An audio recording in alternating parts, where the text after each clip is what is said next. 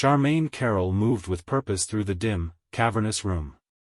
She turned down a shadowy aisle of rolling library stacks and scanned the shelves until her eyes landed on the aim of her pursuit, a samurai sword. The sheathed blade, an identification tag tied to its golden hilt, is just one oddity kept in the basement of New York Police Department headquarters.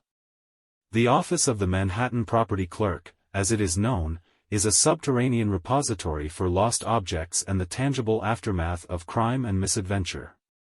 Ms. Carryl has been a police evidence and property specialist there for more than a decade.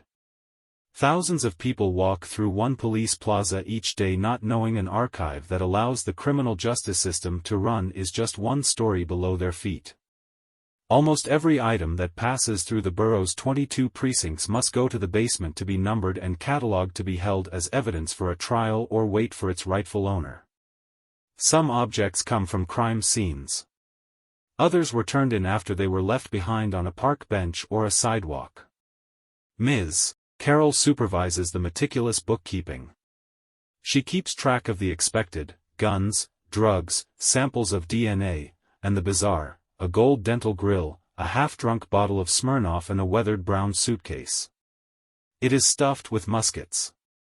On this Thursday afternoon, Ms. Carryl returned the sword to its proper place, brushed the dust off her long, blue skirt, and walked through the maze of stacks. To her right was an ornately carved wooden cane near a pile of umbrellas. At the end of another aisle was a plastic bag that contained a single subway token minted in the 1990s. Near it was a plush, red-eared dog that has resided there since 2008. But the police department faces the same problem that many New Yorkers do, a lack of storage space. Even this cavernous basement is only so big. To make room, workers routinely take inventory to see which items meet the stringent criteria for removal. 2 white sheets of paper pinned to a bulletin board offer a reminder: lost objects worth at least $5,000 have to stay for 3 years. So do guns used in felonies.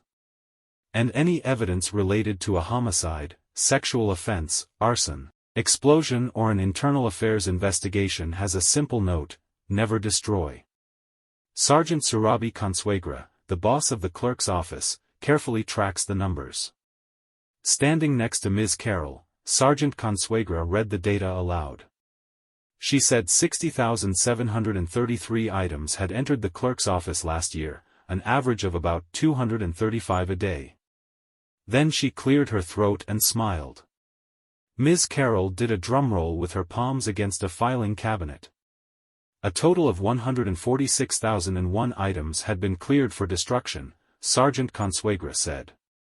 Last year was a very good year, she said. She emphasized the tally's final numeral, that one matters. But the inventory is always growing. During business hours, 5 days a week from 8 a.m. to 2:30 p.m., a procession of officers passes through doors that resemble those of the Death Star. The clerk's office has a rolling schedule for precincts to help handle the inexorable accumulation of stuff. The officers bear clear, sealed plastic bags filled with what was left behind when laws were broken. Before Ms. Carryl's time, the basement took in the .38 caliber revolver that in 1980 was used to assassinate John Lennon and the bullets that took down mob boss Paul Castellano 5 years later.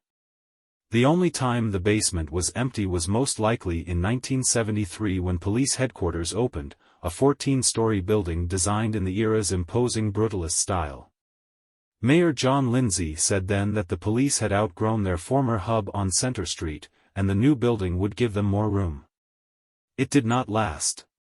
Overwhelmed by stuff, the clerk's office in 1981 put more than 250 unclaimed items up for auction, including a $5,500 Cartier diamond-encrusted pocket watch discovered during a Bronx narcotics raid, the New York Daily News reported that year.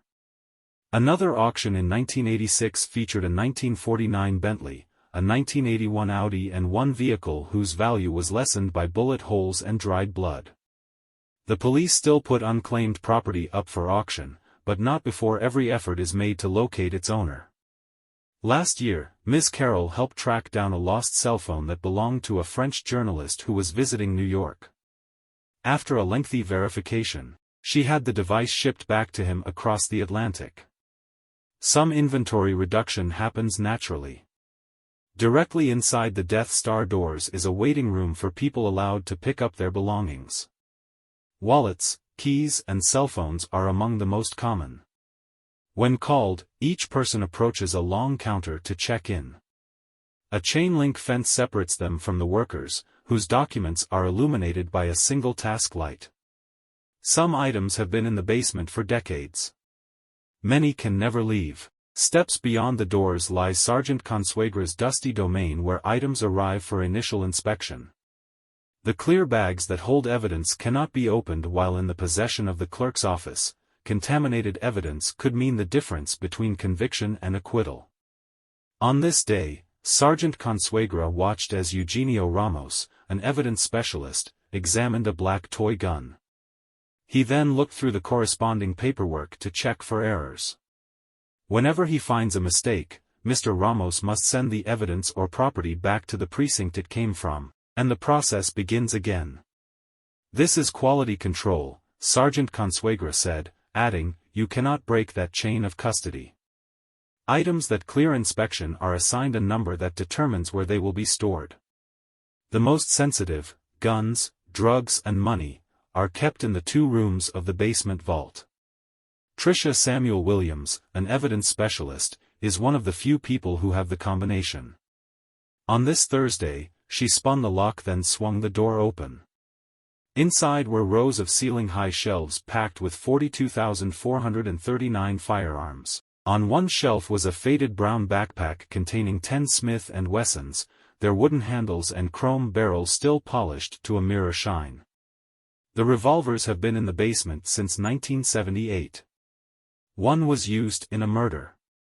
"Those must all remain here," Ms. Samuel Williams said. "Any gun used in a homicide, and the weapons found with it, cannot leave. Neither can firearms connected to crimes with open warrants, where the shooter was never arrested, or the case remains unsolved." She goes through the inventory every year to see if cases have been closed and space for a new gun can be made. Next door are narcotics. The room stays at a comfortable 78 degrees, and its temperature and humidity are controlled through a complex air exchange system. Cash used to commit crimes flows through here too. To render the bills unusable, every one has been perforated with a number and the word evidence. Despite the shortage of space, some items are too precious to go. On the other side of the basement is the 911 room. There, cardboard boxes hold beepers, Motorola flip phones, Casio watches and American flags covered with the debris from Ground Zero. Attached to each zipped plastic bag is an invoice that lists every attempt made to locate the item's owners. Ms. Carroll has been watching over them since 2013. Once a year, around September 11th, a woman calls Ms. Carroll to see whether her brother's gold ring with an emerald stone has turned up. Each time, Ms. Carroll says no. Still, she looks, even for a single gemstone in case the gold band melted in the fire. She keeps an orange sticky note stuck to the wall above her desk with the names of the woman and her brother, along with a description of the ring and a phone number. One day she hopes to call it with good news.